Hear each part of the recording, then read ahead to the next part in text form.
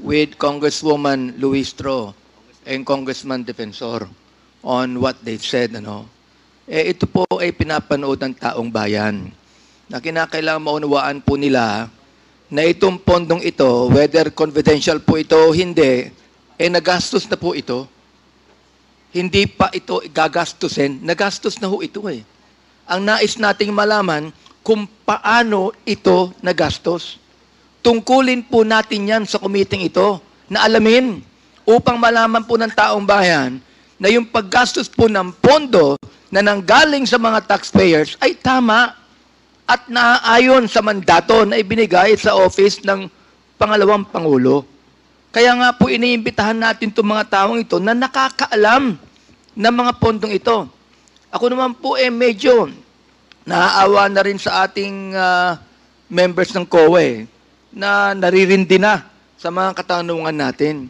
Talagang dapat pumunta na po ito. Kaya gusto ko rin i-air ang warning na ito muli. Pag hindi pa sila nagpunta sa panglimang pagkakataon, ako na po ay magmo-motion to issue a contempt order on them. Maraming salamat po, Mr. Chair. For the Office of the Vice President. Our team is here. So, therefore, Mr. Chair, when you speak of the regular budget of the Vice President, so are you able, meron ba kayong in-issue? Did you issue any notice of disallowances on some of the regular funding of the Vice President or no? May I recognize, Mr. Chair? Yes. For the audit of CY calendar year 2023, we have not yet issued, or we do not issue any disallowances po. Chairman. Yes, Congressman Paduano. In relation to the query asked by Vice Chair Abante, gusto ko na po linawin ko kasi ang tanong ni Chairman Abante refers to, and your answer, I think, no, if I'm right, refers to other items. Kasi tapos na kayo doon sa notice of disallowance, di ba? Yes, Mr. Tapos na kayo doon. Yes, Mr. Chair. Yung sagot mo kanina, question of notice of suspension, at saka, magkaiba yun. Yes, Mr. Ibang items yun. Linawin na natin, but the ibang... subject, sandali po, let me finish first. But the subject matter of this investigation refers to the notice of disallowances that you issued, di ba? Magkaiba yan, boss. Tapos na sila. Tapos na sila dito. They're waiting for the reply within 6 months. Appeal po, Mr. Chair. And the deadline will be on? February 2024. Oh, yun. Again, February Mr. Chair, 5. I have pointed this out during the previous hearing. Pag EUM kasi, okay, you issue an EUM for the Confidential and Intelligence Fund for the Office of the Vice President. Nag-issue kayo ng EUM and they're allowed 15 days to 15 answer. days.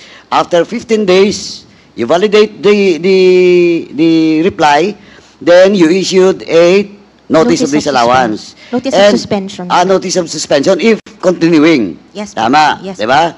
Now, then after that, you issue a notice of disallowance. Yes, Mr. Okay, Chair. now, kaya ang sagot dapat doon sa tanong ni Chairman Abante, tapos na kayo. As to yung ND po, Mr. Kaya Chair. nga Kaya nga kasi yung subject matter dito is all about the notice of disallowance. And we will talk about it again if somebody will file a resolution to further investigate on the point that you have raised with regards to the 3 items that is not yet final. Opo. Yung yung audit nyo, di ba? Opo. With regards to Confidential and Intelligence Fund. Yes, Tama? Mr. Chair. Yes, So Mr. malinaw Chair. po yun. That's why in aid of legislation with regards to this investigation, Mr. Chairman, again, I would just like to reiterate, yung question of the timetable given to the agency with regards to the notice of disallowance is too long. Sabi nga nila, justice delayed, justice denied. Why it will take 6 months? Sige nga, bakit 6 months? Because they have already submitted all the necessary documents. And it turned out, in your investigation, in your audit, lumalabas na may mga problema. That's why you issue a notice of disallowance. Diba? Kaya Mr. Chairman, I hope question of the charter or MCs, no? Or even a bill or a law should be passed with regards to confidential and intelligence fund, Mr. Chairman, should be filed and passed by this Congress. Kasi, kaya nga ang question of, question daw ng proprietedness of this investigation, sa case lang po ng confidential intelligence fund, we have to file a bill and pass a law with regards to it, so that it cannot be abused anymore. And only those agencies of government that will be given such fund. And second is question of the COA, the mandate of COA. It should not be 6 months after issuing a notice of disallowance. It should be put as part of the provision of the charter or the mandate of COA, Mr. Chairman. Well, in fact, I will discuss later. Siguro nakapagandaan nyo na yung Memorandum Circular 97-002 in relation to the mandate of BTR, in relation to special cash advancement, in relation to SDOs. Yun yung mga bagay na dapat we have to legislate laws. Kasi kahit yung banding law natin, napakatagal na yun. Di ba? And memorandum circulars lang ang pinapalabas natin. Well, in fact, may issue pa doon sa SALN. And I will discuss it later. But again, Mr. Chairman, just to point it out and for the record, question of notice of disallowance with regards to the confidential fund being tackled in this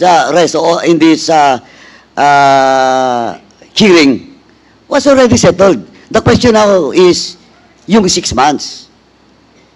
Tama po? And you just wait. Because we have, again, if somebody will stand to deliver a privilege speech or file a resolution with regards to the continuing audit being made by your department, doon sa confidential intelligence fund, and that's the time we will discuss again the 3 items you have mentioned. Tama? Tama po, Mr. Chair. Na-confuse lang po ako kasi for the past how many hearings, ini-include po sila kasi yung nagtatanong tungkol dun sa subsequent AOMs, kaya po, yun po yung nasabi ko. And we cannot discuss it because the germane of this, of the privilege speech of the Honorable Valeriano is all about the documents you have submitted, the notice of disallowance. Tama? Hindi lang po yun yung pinasubmit sa amin, Mr. Chair.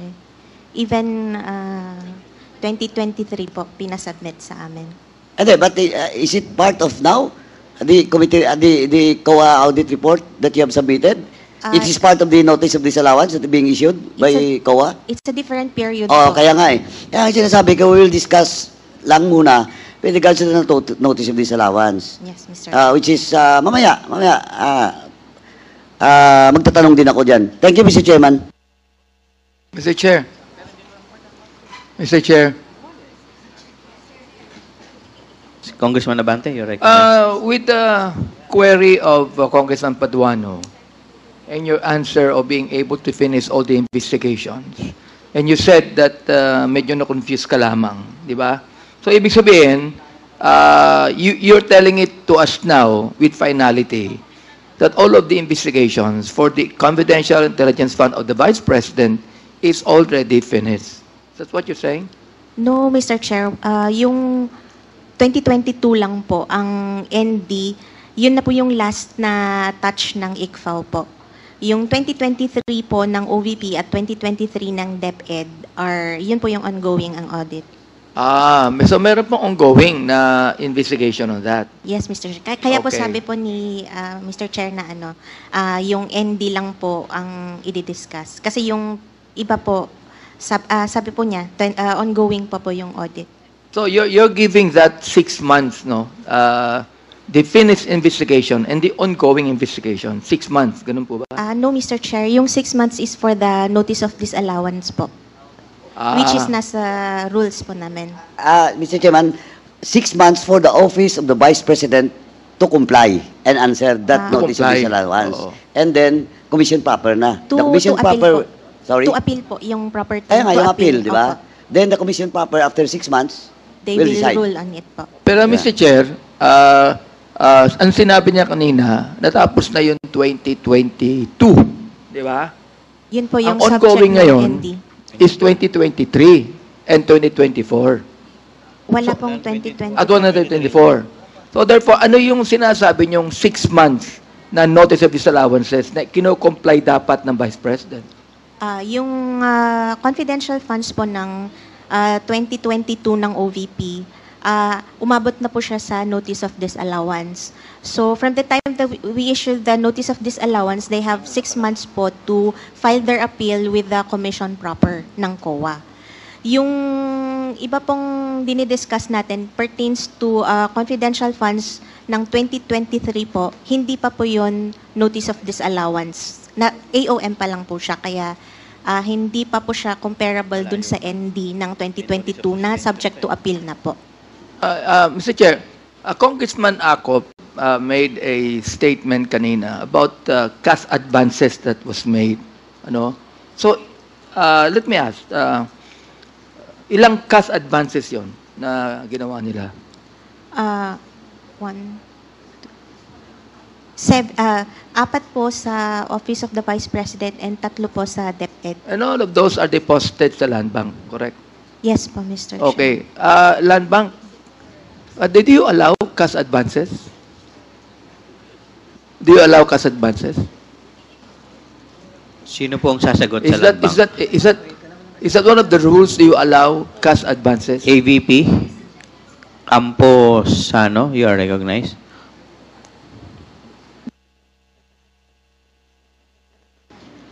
Mr. Chair, may I be recognized, please? Yes, Attorney Rafael Yap, you're recognized. Mr. Chair, I'd like to apologize, but we'd like to manifest that we cannot answer the question right now because we received the invite to attend today's hearing after 4 p.m. yesterday. So we beg the committee's indulgence to allow us to provide the info once we collate and cleared po sa aming office.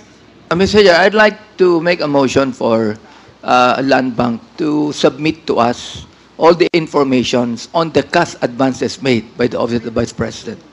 Can you please do that, Mr. Chair?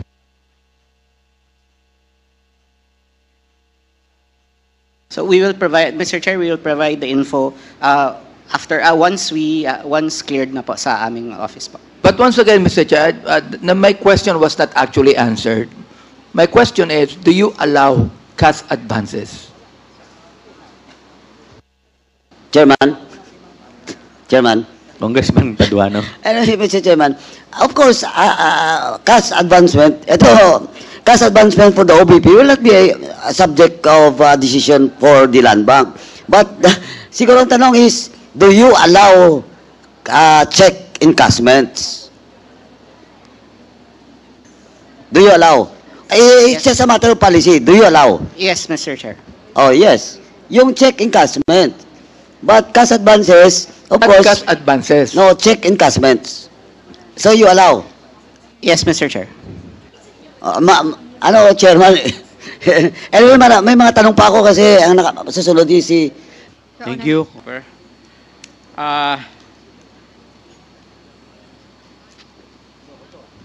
Attorney Pua. Yes, Yeah. sir. Yeah, Mr. Chair. Would it be correct that you stated in the previous hearing na only the Vice President and the SDO know where the confidential funds went? Based on the documents, Your Honor, I would assume so. Did you state that? What I was asked, Mr. Chair, I was asked, Your Honor, I think by Representative Castro, if I knew anything about it. And I said na sa totoo, wala po talaga akong kinalaman sa management or operation ng confidential funds. So if I remember correctly, and the transcripts would probably bear me out, tinanong niya, kung hindi ikaw sino? So I said, I would assume the signatories, Your Honor, of the certifications and of the other documents. And she asked me who. So I said the SDO and probably the head of agency. So yung sagot po ninyo, it's a presumption. Well, Your Honor, kasi hindi ko po alam kung saan... Because you answered the question under oath. Yes, Your Honor. And therefore, you stated the name of the Vice President and the Special Dispersing Officer. That they're the only ones who know where the confidential funds went. That is correct, Your Honor. No? That is Because why I asked based you on the documents, yes. whether you stated this statement in the last hearing. Yes, Your Honor. But just to clarify, I mentioned that it was based on the documents, Your Honor, because the documents would point that way. Kasi kung titingnan ko yung statement po ninyo, kung wala nang ibang nakakalam kung saan napunta yung pondo, ay dadalawang bagay lang ang nangyari. Di ba? Kasi either ibinulsa ni VP o ni STO o ginamit sa ibang bagay. Ni VP at saka ni STO. Hindi po ba? Your Honor, please. I wasn't... Hindi, yun po yung sagot but ninyo. I wasn't alluding to that, Your Honor. I beg your pardon? I wasn't alluding to that, Your Honor, if I may beg your indulgence. Opo. Kowa, correct me if I'm wrong. Di ba? Yung pondo allocated sa office. Tama. Nag-cash advance sila from Land Bank. Tama. Land Bank, nag-cash advance sila doon, dinala sa opisina. Ang makaalam na lang doon ay yung head of office or head of agency at saka yung special disbursing officer. Tama. Di ba ba? At yung special disbursing officer, yun yung mag-allocate kung saan pupunta yung gagastusin yung pondo. Di po ba? Sagutin niyo ako, Kowa. Do you agree with me? Yes. Pakisabi sa mic para marinig po lahat. With your permission, Your Honor, yes po, Your Honor. Yes. And therefore, kung yung liquidation or clearing process ay hindi totoo at bogus, ibig sabihin, nagamit yung pera sa ibang bagay. Would you agree with me, Kowa?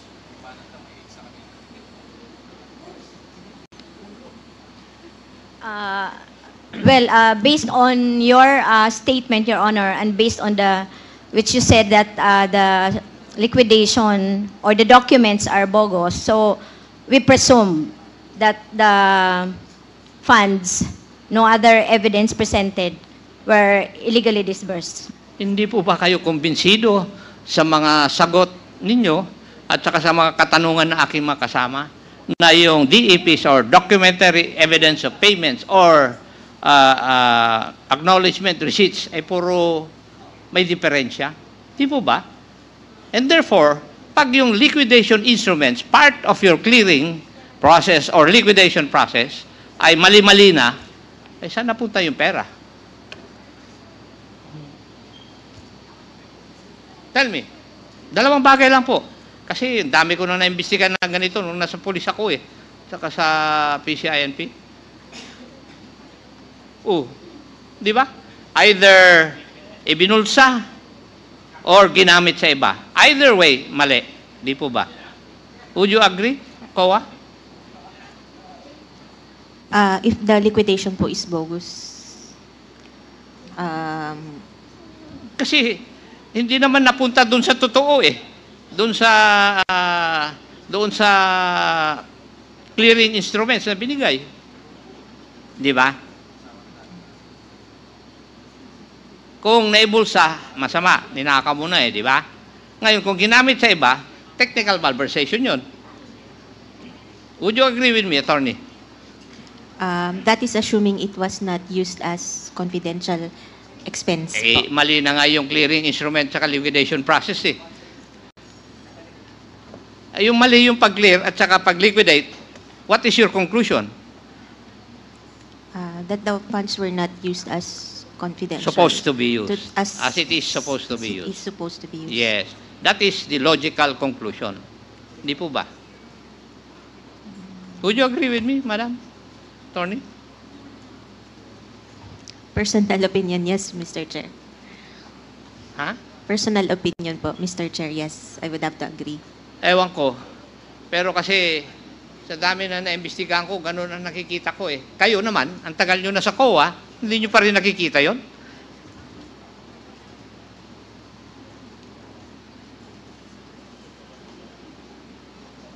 Di ba? Kasi if your liquidation or clearing process is wrong, di definitely yung kung saan pinuntan yung pera, hindi po dun sa tama.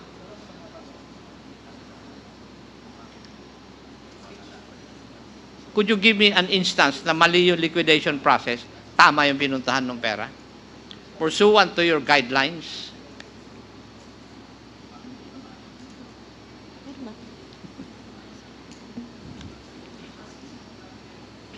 Yun nga po, Mr. Chair, personal opinion, if the confidential funds were not used as it is intended to be used, it's already technical malversation. Yes, kasi kitang-kita naman na yung paggamit po nila sa pondo, parang nilegalize lang nila by their submission to you, yung DEPs nila, o kaya ARs, or acknowledgement receipts. Di ba? Na mali-mali. Would you agree with me? Yes, Mr. Chair. Yes, thank you. Kasi yun ang nakikita ko na nangyari, process Nag-withdraw sa land bank dahil nandun yung pondo na confidential fund. Dinala sa opisina yung SDO. Hindi ko alam. Kaya nga hinahanap namin yung SDO para tanuhin namin kung saan napunta Paano niya inallocate yung pondo But as it is, yung liquidation instruments ay mali-mali po Kaya sigurado ako, hindi napunta sa tama rin yung pondo.